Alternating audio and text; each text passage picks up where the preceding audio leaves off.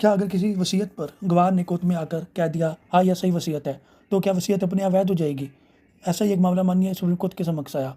किसी मामले में एक अशिक्षित किसान ने अपनी रजिस्टर विल बनाई, लेकिन उस वसीयत में उसकी पत्नी, जो उसकी कानूनी एकमात्र वारिस थी, उसे पूरी तरह संपत्ति से बेदखल कर दिया गया और पूरी संपत्ति 12 व्यक्तियों के नाम कर दी गई।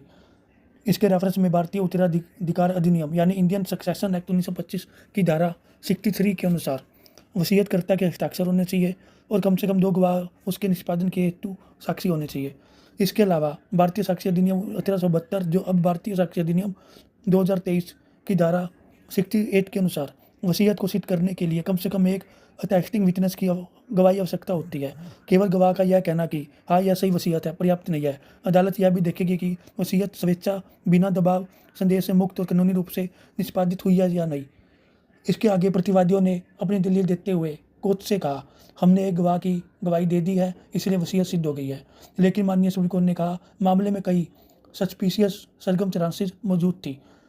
आगे माननीय कोर्ट ने मामले के सभी तथ्यों पर टिप्पणी करते हुए कहा, पत्नी को बिना किसी स्पष्ट कारण के पूरी तरह बेदखल कर दिया गया। वसीयत में कुछ बदलाव किए गए, लेकिन इन बदलावों का कोई प्रमाणीकरण नहीं था। लाभार्थियों की वसीयत तैयार कराने में सक्रिय भूमिका दिखाई दे रही थी। आगे माननीय सुप्रीम कोर्ट ने कहा, सिर्फ धारा 63 की औपचारिकताओं का पालन या एक जगह गवाह की गवाही पर्याप्त नहीं है। अगर संदिग्ध परिस्थितियां मौजूद है तो प्रोपाउंडर, जो वसीयत पर भरोसा कर रहा है, का कानूनी दायित्व है कि वह उन सभी संदेहों को दूर करे और अदालत की जुडिशियल कंसाइन को संतुष्ट करे कि वह वसीयत स्वतंत्र इच्छा से बनाई गई थी।